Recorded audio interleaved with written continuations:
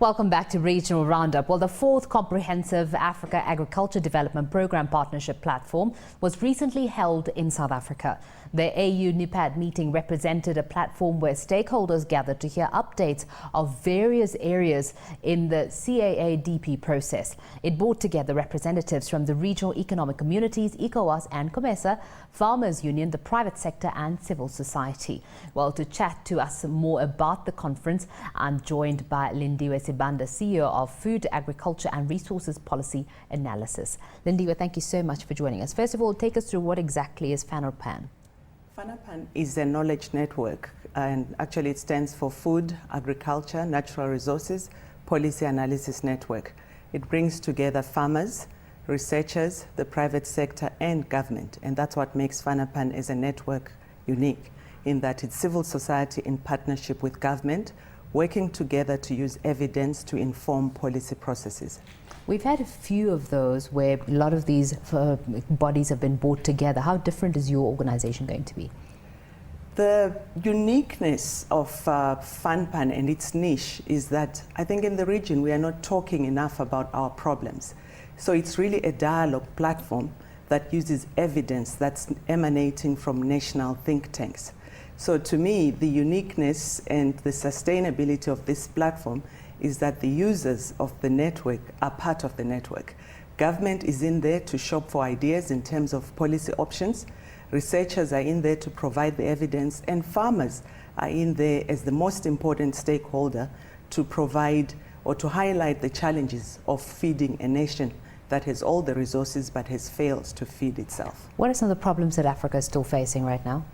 Fundamentals are really that we have not been able to put our farmers first. We have farmers who are hungry, and as a result, they are not able to produce enough food for the rest of the continent. We are looking at challenges that relate to the whole value chain of the agribusiness sector. We are looking at poor productivity. When we look at our staples, we are looking at maize for this region, where our farmers, our smallholder farmers, are producing about 1 ton per hectare, and yet the potential can be as high as 10 tons. Now, what that is pointing to is poor access to seed, to fertilizer, to technologies. And it means there's something we are not doing right. If you look at the actual production, once the produce is there, we have high post-harvest losses of up to 40% of the yields. The harvested maize is not getting to the market. Now, you mentioned that farmers themselves don't have enough food to eat. Is there a drive within your company or of some sort where in the past where we saw that most people were going into professional careers, people were not encouraged to join agriculture or farming in any way. Many were encouraged to basically have an education, go overseas, work for technology sectors, etc. Is there a drive right now to ensure that people are more enthusiastic about the agriculture sector? Yes, there is a drive, particularly when it comes to the education sector. We do have in countries like Zimbabwe and others in the region where we have the tertiary education looking at university, but you have your post-secondary school diplomates who go in to train to be farmers, who train to be service providers in the agricultural sector. But I think what has been missing is the linkage of all these vertical interventions so that there is enough incentive and respect for the profession. And I think the other thing is the income itself, that for those, we've tended to mix up farming for subsistence and farming for profit. And really, for serious farmers, there is enough room in Africa to make a stable living and to go into viable businesses. But that has not been well articulated in our policy implementation processes. And let's look at Zimbabwe, for instance, right now. We're seeing a scenario where it's an open market. People can go in there, make changes. What would be the first things that you would do in terms of farming in Zimbabwe? Zimbabwe is a classic case in that when you look at Zimbabwe 1980 to 1990, it was the breadbasket for this region. Now the issue is, what we should be asking is, what did they do right then? I want to believe that what they had there was an ideal architecture for agriculture for the whole region to emulate. We had a functional extension service system, we had a functional research technology adoption network, we had a functional linkage between farming and the private sector, where contract farming was actively promoted by the government.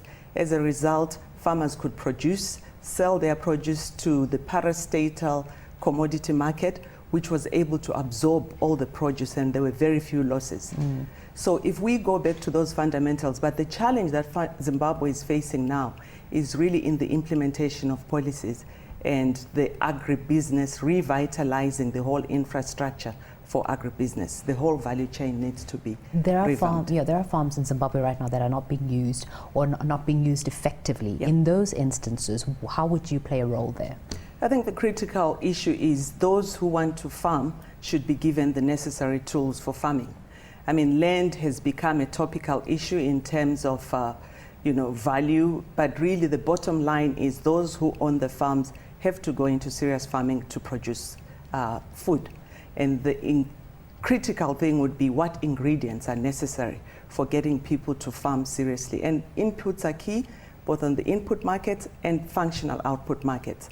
So we need to go back to really look at how do you link these farmers to new modern ways of farming, like contract farming, that will ensure they have access to inputs and they have a guaranteed market. And that will stimulate production. Which regions does your organization focus on?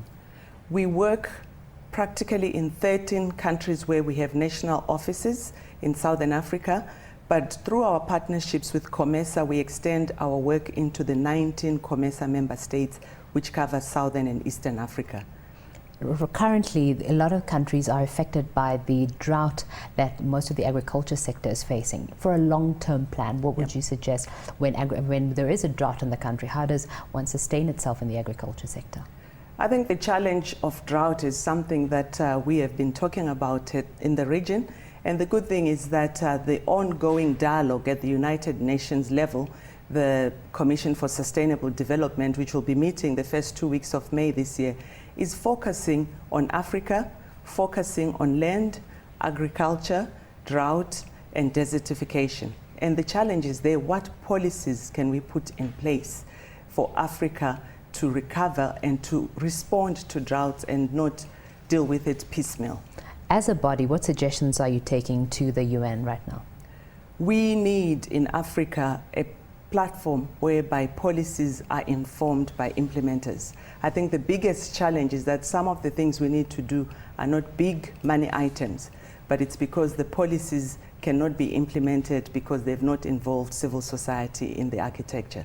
So what we are calling for is people-centered policies where we can put our farmers first, we can look at the livelihoods in an African general setting and look at the demand. Particularly when it comes to our staples, there is no reason why Africa should be spending 800 billion to import staple foods. All right, Lindiwe, thank you so much for chatting to us. Thank you.